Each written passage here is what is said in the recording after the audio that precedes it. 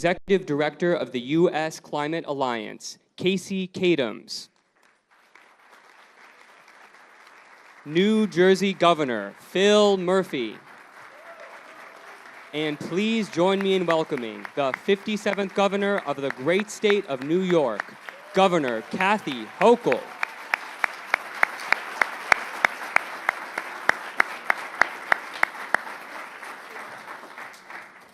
Good morning, everybody.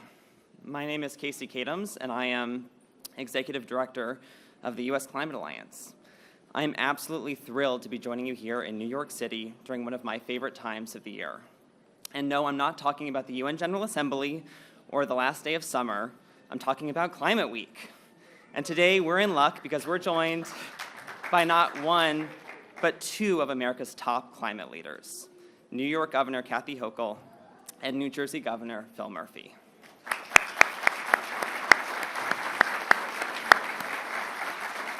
Now, while these two may have very different opinions about where to find the best pizza or bagels in the region, they are in lockstep when it comes to confronting the climate crisis. They know that climate change transcends state lines and that our climate solutions need to as well. In a moment, we'll get to hear from each of them about how their states are leading the charge. Now, we're proud at the Alliance to be at the very center of this kind of partnership. You see, it's our job to make collaboration like this possible, not just here in the New York and New Jersey region, but across the country. And that's exactly what we're doing. Today, our Climate Action Coalition is 24 governors strong, and it spans every region of the country, from Hawaii to Vermont, from Michigan to Louisiana, from New Mexico to North Carolina. Our governors represent nearly 60% of the U.S. economy and 55% of the population. Governors in the Alliance are taking ambitious steps to make sure that we meet our climate goals, driving down emissions, deploying clean energy, and increasing resilience to the impacts of climate change. But most importantly, millions of Americans are benefiting from the bold, sustained, and innovative action that our governors are taking. In fact, earlier this week, we released findings that showed that compared to the rest of the country, states in the Alliance pollute less, save more energy, employ more clean energy workers, prepare more effectively for climate impacts and disasters, and generate more electricity from zero carbon sources. It's clear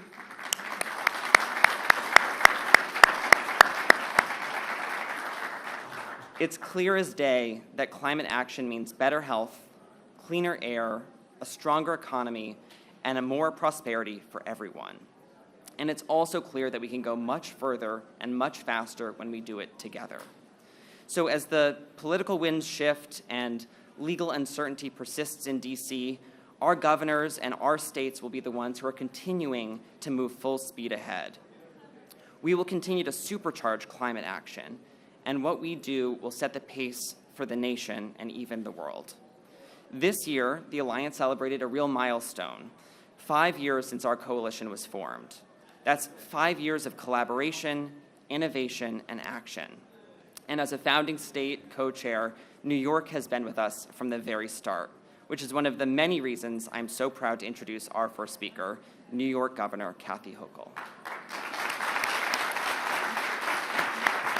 Under Governor Hochul's leadership, let me tout her just for a minute. Under Governor Hochul's leadership, New York is on path to achieve its mandated goal of a zero-emission electricity sector by 2040, including 70% renewable energy generation by 2030, and to reach economy-wide carbon neutrality. And in case you missed it, yesterday, Governor Hochul issued an executive order committing New York State to 100% renewable energy in state operations by 2030 while prioritizing disadvantaged communities. And if that wasn't enough, the governor is back today with even more. So with that, please help me welcome Governor Hochul.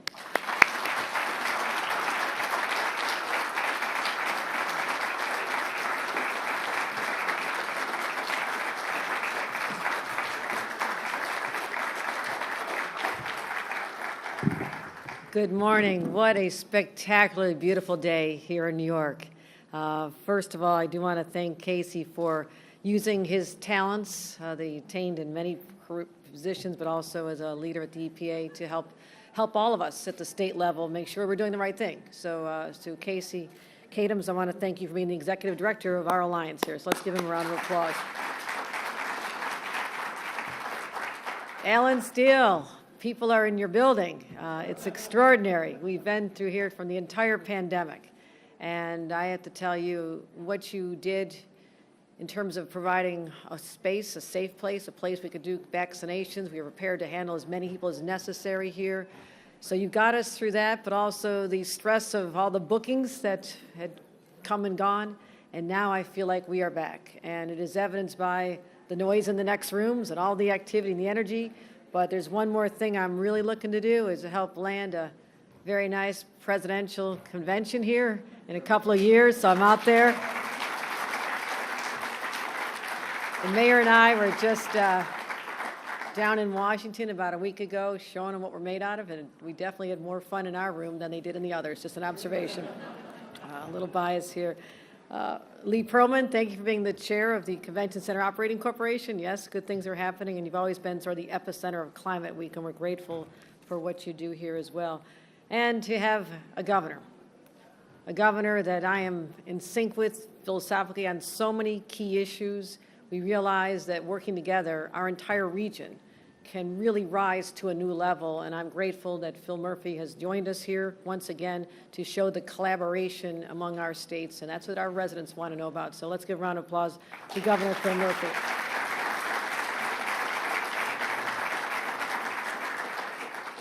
Well, yes, you know what's going on this week. It's Climate Week. It's UN General Assembly, Clinton Global Initiative, Fashion Week just wrapped up, and if anybody doubts that we're fully supercharged, try to drive across Midtown. And it feels good. It feels good. I did not like the fact that I could zip across Manhattan in almost no time a year and a half ago. So this is a good feeling. It feels like we're back. And I love, love, love to see that New York is back. And of course, the Javits Center. I mean, to get through the expansion during the pandemic, the 1.2 million square feet, that's extraordinary. And it is a magnet for conventions, meetings, gatherings all over the world. So really proud of what we're doing here as well.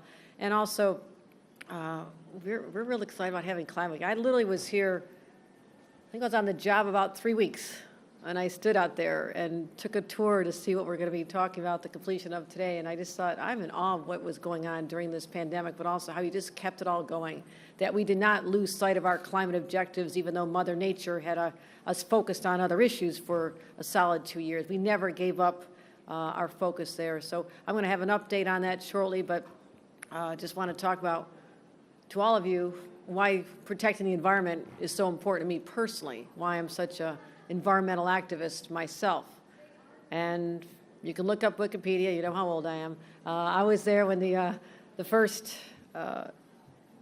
Environmental Justice Day started. We didn't call it that then, but Earth Day. It was called Earth Day. And I was in school, and I helped start the first ecology club because I wanted to do what I could with my young talents.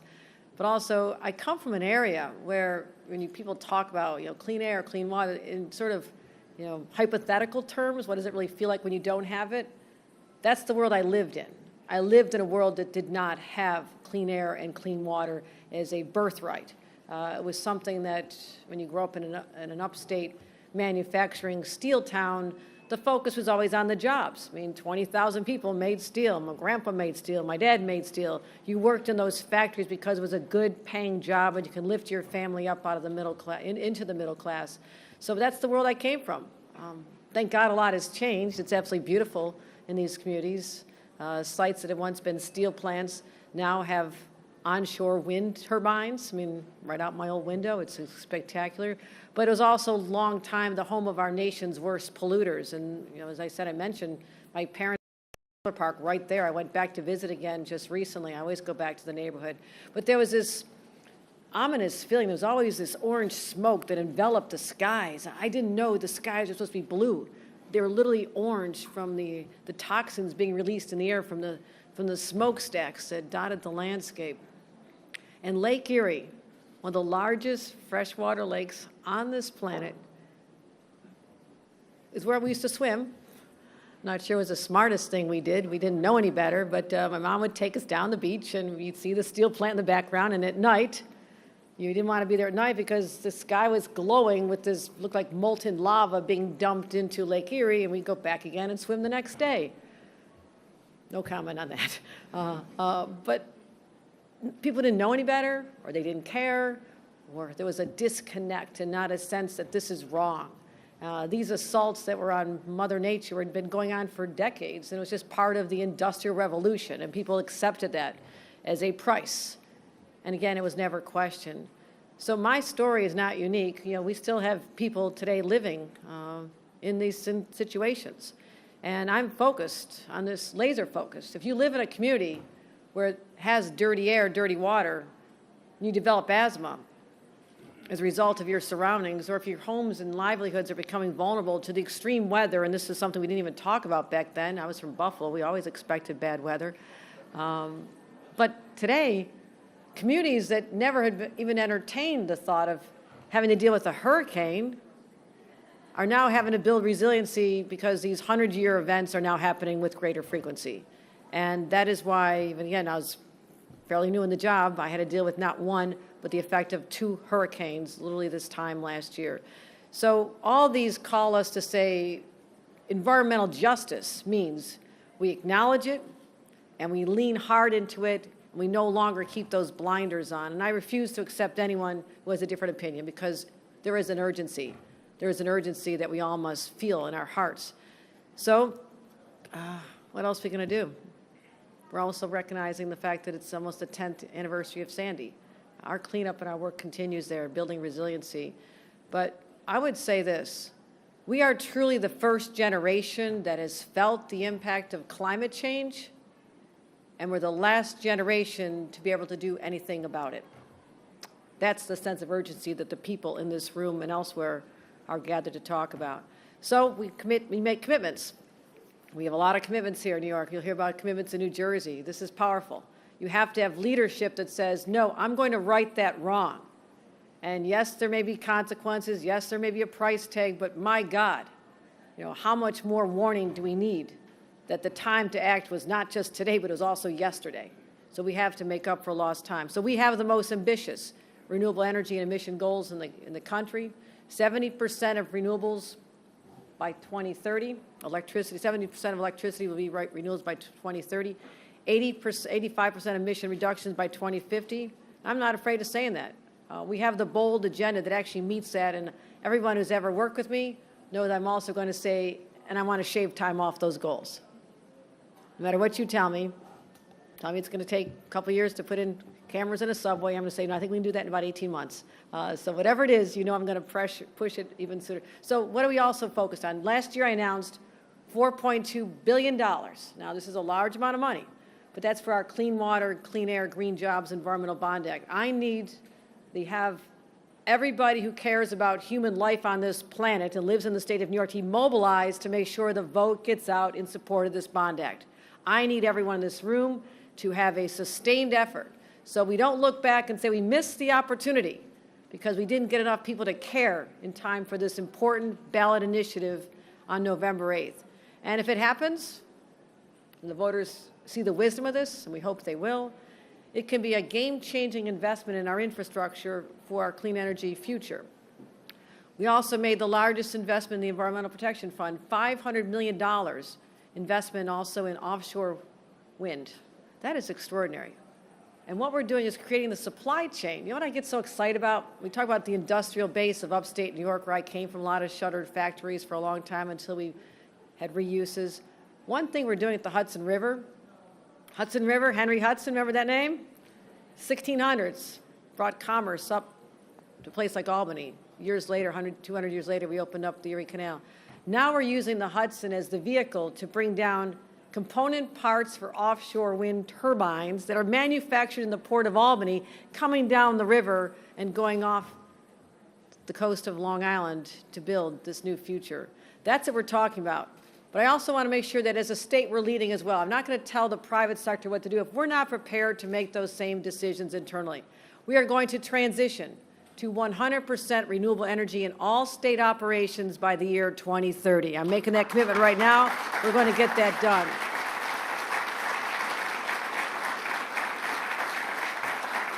And our state agencies will have net zero investment portfolios by 2040. And this will be over $40 billion in investments. I mentioned that last week I was here to talk about Climate Week. And I stood here and said, we're going big. My philosophy is go big or go home, and I'm never going home. We're always going to go big. And that's why we announced two enormous renewable energy transmission projects.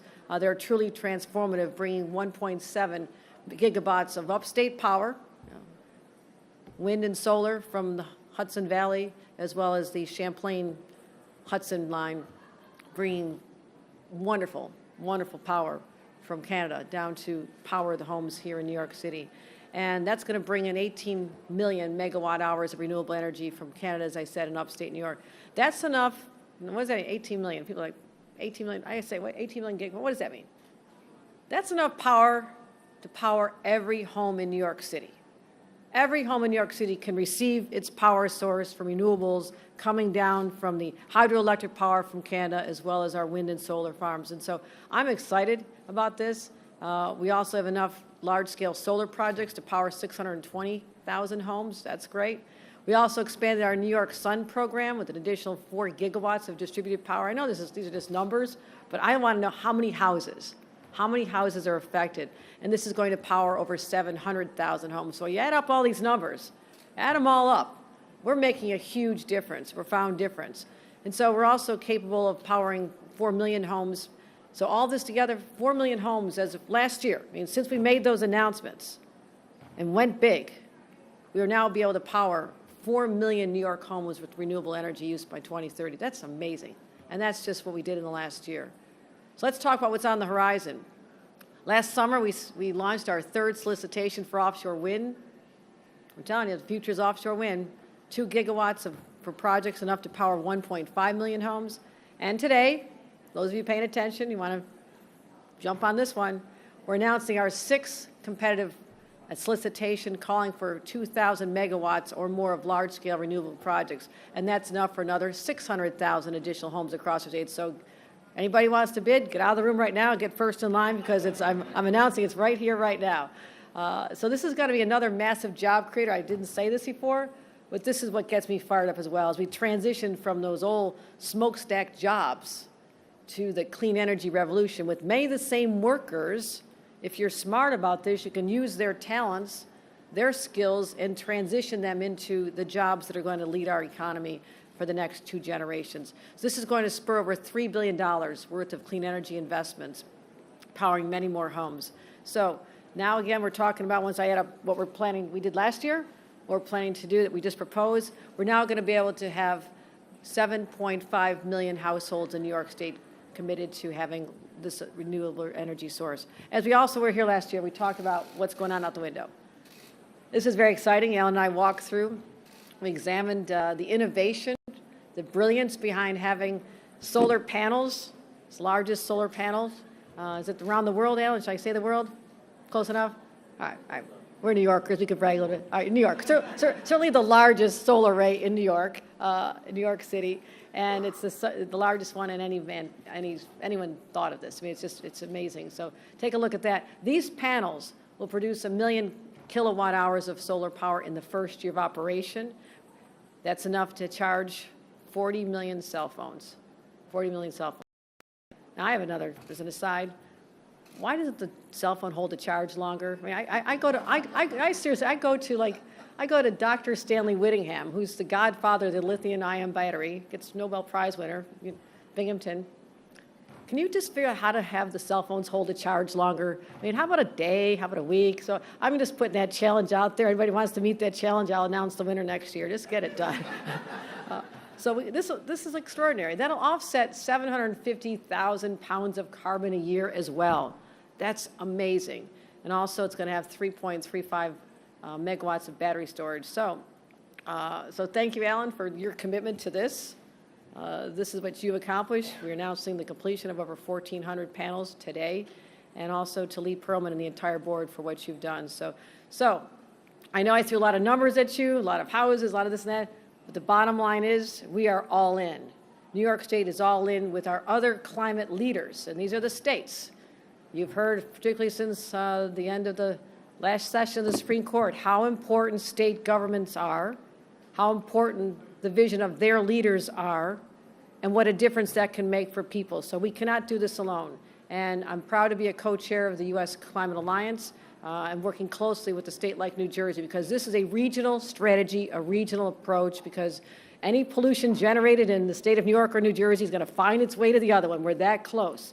We're part of the same family. So we believe in working on this together, because climate change, the effects of climate change have no borders. They don't stop at our borders, and that's why we're going to continue focusing on eliminating this existential threat. So I want to thank our senators, our president, first of all, our President Biden for what he's done in Washington, leaning hard into this, passing significant legislation, the Inflation Reduction Act. There's a large environmental component to that to help reduce our greenhouse emissions. Senator Schumer, Majority Leader, Kirsten Gillibrand, our entire delegation. I always want to make sure they get credit as well. They get credit as well, because I served in Congress. I know what it's like when you don't have those relationships and that partnership. And speaking of partnership, there is no greater partnership than we have with the state of New Jersey right now. And it comes down to the individuals, the commitment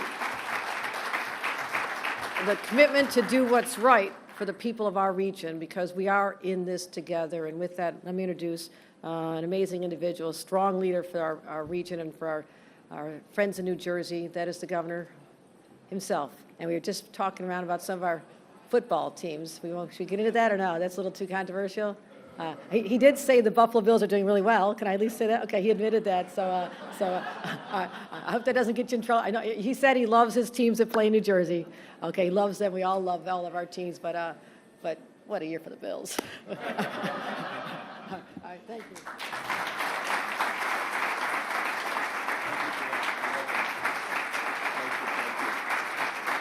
Thank you all. Thank you. We have a, Kathy, more on you in a moment, but we have a backdrop that would make Hollywood jealous, because it includes, Alan, not only your solar panels, and congratulations to you and the team for that initiative. It's a game changer. But you also have in the distance the Federal Republic of New Jersey. So that combination is a killer any day of the week. And as it relates to sports, Kathy knows it's a complicated thing for me. First of all, the Bills are the best team in football right now. I was born in Boston, which gets me no votes in New Jersey, and I'll just leave it at that. Good morning, everybody. What a treat it is to be here. I have wanted to come here many times since the last time I was here. But the pandemic, running for governor the first time, and then the pandemic really put the kibosh on those visits. But the last time I was here was election night, on 2016. And boy, am I glad to be back on a much happier occasion than that night. So we'll leave it at that. Really, really thrilled. Casey, to you and your colleagues at the Climate Alliance, thank you for everything you do. Casey hails from the state of Washington, and Kathy and I have a great colleague, Jay Inslee, who Casey worked for, who's another example of a governor with an extraordinary environmental record. Thank you to you, Casey, and all of your colleagues. Again, to Alan and the team here at the Javits Center. The place looks great. Thrilled to be here. And Kathy, thank you so much for hosting me and everybody here, including some other friends from Jersey so graciously. We had a very productive private conversation before coming out here on our partnership across the river on building a more sustainable future. And again, as Kathy said, not just for our individual states, but for our region. We are the most densely populated state in America. When you staple New York City and the inner suburbs in New York State to that reality, it is far and away the most densely populated section of America, never mind all of the upstate realities that you have here in New York. So I want to, at the end of my remarks, I'll pat ourselves on the back on some Jersey stuff for a few minutes, but at the end, I want to come back to how important that partnership is, but we could not have a better partner than Governor Hochul. So we're not unique, but New Jersey just came off our hottest August on record. We are being battered, as Kathy said, by ever stronger storms, from Superstorm Sandy, again, 10th anniversary, it's hard to believe, next month. We still have families who are not back on their feet and in their homes 10 years later. To the remnants of Hurricane Ida, which crushed Jersey and New York, which unleashed, among other things, in our state, downstate, in South Jersey, wicked tornadoes, and in the northern part of our state and in New York City, devastating flooding. We know climate change is not only real, but it's existential, and that's why we're in this fight for all we are worth. In our administration's first term, we set an achievable goal of a 100% green energy state economy by the year 2050. We are leaning hard, especially, not only, but especially into offshore wind. And we are positioning New Jersey to be the focal point for offshore wind component manufacturing and logistics and marshaling, not just along the eastern seaboard, but nationally. We're investing separately, heavily, in electric vehicle infrastructure. We put in place innovative new policies to expand solar, as New York State is doing such a great job at, especially into the environmental justice communities, which have been overlooked and bypassed for far too long. We wrote strong incentives for adaptive building, reuse, and energy efficiency into our new business attraction and retention programs. And today, we will take additional steps to work to build a strong and sustainable green energy economy. So first up today, I will sign an executive order increasing our target for offshore wind electric generation by nearly 50%, from the current goal of 7,500 megawatts by the year 2035 to a goal of 11,000 megawatts by the year 2040.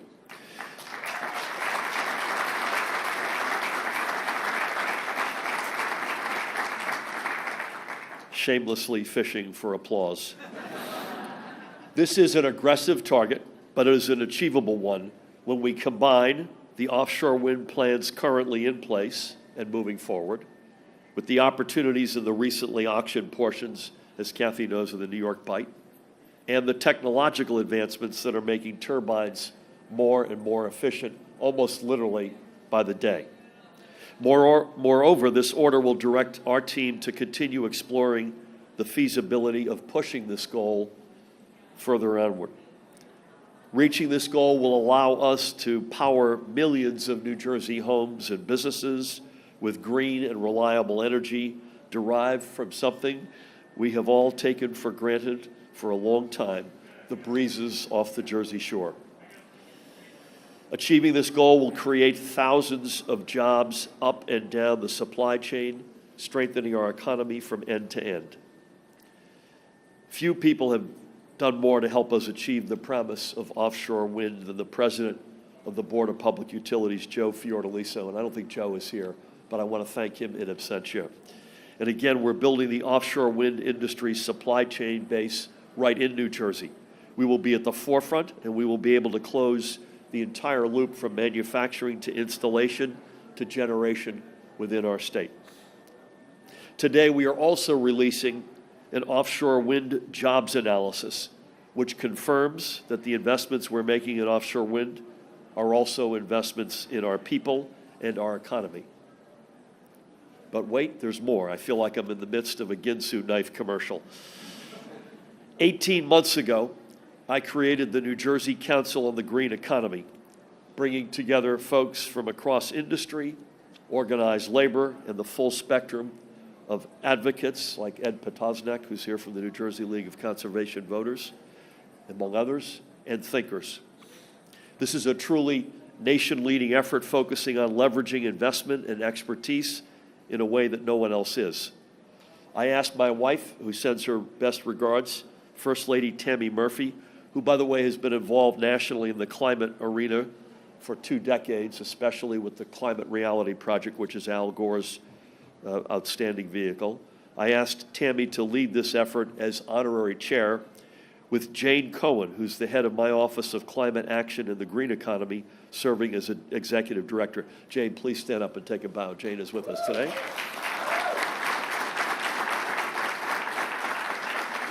And the co-chairs, and this will give you a sense, as Kathy alluded to, this is a whole of government approach. So anybody who thinks this is just a Department of Environmental Protection initiative, which it obviously is missing the broader picture. So the chairs are the president of the Board of Public Utilities, I mentioned him, Joe Fiordaliso, our labor commissioner, Rob Acero-Angelo, the commissioner of Environmental Protection, as I mentioned, Sean LaTourette, and the Economic Development Authority CEO, Tim Sullivan. Council members, and I thank all of them for the work they have done and continue to do. So I tasked the council with not only creating the roadmap for building the workforce we will need to meet the challenge of leading the green economy, but also directed it to put a special emphasis on ensuring that this workforce meets 2 goals. First, that it ensures diversity and opens doors for good careers for residents, especially from our environmental justice communities. This is not only the most densely populated region in America, it's the most diverse region in America. And I know Governor Hochul shares this with me. We wear that as a badge of honor.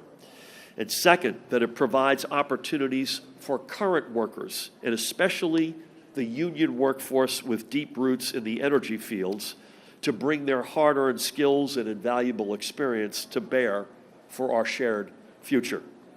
So today, I am proud to release the Council's report and put in motion an aggressive 12-month plan. And I'm proud to highlight $10 million in new investments, which are part of our new state budget's more than $30 million investment to deliver an inclusive, diverse, and skilled workforce. Thank you. This new investment includes additional supports to help maintain and grow critical workforce development programs, to help solve for transportation skill gaps, childcare, and other barriers preventing new workers from entering the green economy, and to support the development specifically of the offshore wind workforce. The report underscores our whole of government approach and builds bridges between the public and the private sectors. And I must note the private sector partners who signed our corporate green jobs pledge in support of growing and sustaining a diverse, inclusive green workforce. And Jane, it's fair to say, I'm going to read some names that are signed on, and we expect many more to sign on in the period ahead. The names include Unilever, DSM, Hugo New, IKEA, Siemens, and Hackensack Meridian Health, among others. So when I was first running for governor, I was often asked about my plans for tackling climate change and creating a green energy economy.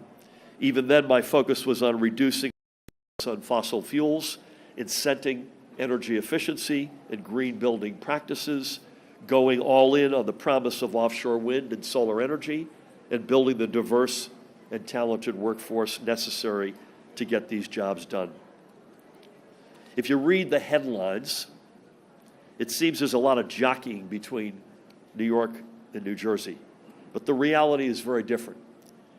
Our states are not competing with each other, even as we are both laced up for this race. I like to think of this as a cross-country meet. It's not about the individual times, it's about the team score. And while we're still running for personal bests, because we've got that pride and we want to all be head of the class, we don't win unless we each pull each other along so that the team wins. It is the ultimate 1 + 1 = 3 reality. What each of us in New Jersey and New York is doing speaks volumes to our deeply held core beliefs about our need to reach for a more sustainable and resilient collective future, and through that, creating exciting new jobs and a more sustainable and resilient economy. It's about supporting our current workforce in accessing the growing number of green jobs and at the same time maximizing its potential for residents of communities on the front lines of climate change. I've said many times before that for far too long the American people, and Kathy alluded to this, have been fed a false narrative that we can either focus on the environment or we can focus on the economy, but not both. And at no point was this false narrative being shopped louder than the previous federal administration. What each of our administrations are proving, and what the Biden administration is also proving, importantly, right alongside of us, is how dead wrong that thinking in those prior policies and politics were and are. This is not an either-or proposition. It is all in and both. And I want to conclude with one more comment about our extraordinary host, Governor Hochul, today. I cannot imagine, literally, as someone whose nose is pressed up against the New Jersey-New York glass, with so much common interest and so much at stake for our residents. I cannot fathom this state being led by anyone else than Governor Kathy Hochul. Thank you.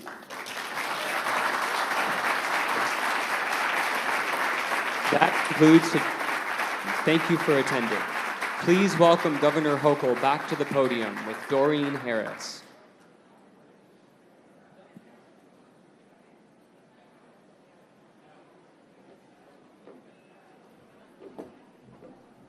All right, any questions about our announcement today? I'm also joined by Doreen Harris, who's done an extraordinary job as our leader of NYSERDA. Also, I neglected to mention that Justin Driscoll is here too, the head and CEO of NYPA, our main source of pride when it comes to energy generation. So if there's any questions on the NYPA side, but certainly happy to take any questions on the topic today.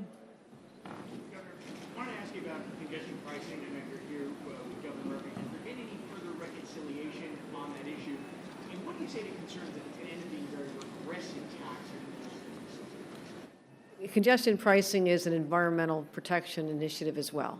Let's just put that out there. It is Climate Week. It's a reminder that we have to have an all hands on deck, all the above approach to dealing with pollution that's generated by vehicles, and reducing the number of vehicles on our streets is an important part of that strategy. That being said, no, there's no resolution because we're very much interested in hearing from communities, making sure that we address their concerns, that we have a very thoughtful approach to this, which has been my commitment from the beginning. We'll get this done, but in the fashion that allows us to hear those concerns, as well as working with the federal government on their timetable, because they're very involved in this as well. Just to follow up on that question, if you're in lockstep with Governor Murphy on the environment, and you're not in lockstep with him on congestion pricing, and congestion pricing is about the environment, aren't you farther apart than here? I would simply say that I didn't stand here and say we agree on everything. From football to some other issues as you're mentioning here. So that's all right. I think what you have is a spirit of cooperation which transcends and allows us to focus on many other areas where we have commonality, and that's what we're here to talk about today. Governor, on that same topic, Mayor Adams made some comments this morning about congestion pricing, calling it another project in New York City has very little input. New York State just wants to control New York City too often. Do you have any response to that? We're working together. We are hearing from the people of New York City and all the boroughs, their leadership, the mayor's administration, and like many other issues, I work very closely with Mayor Adams to do what's best for the people of this city. Between this and bail reform and class size, how would you characterize your relationship with the mayor at this point? Outstanding. All right, thank you. All right, thank you, everybody.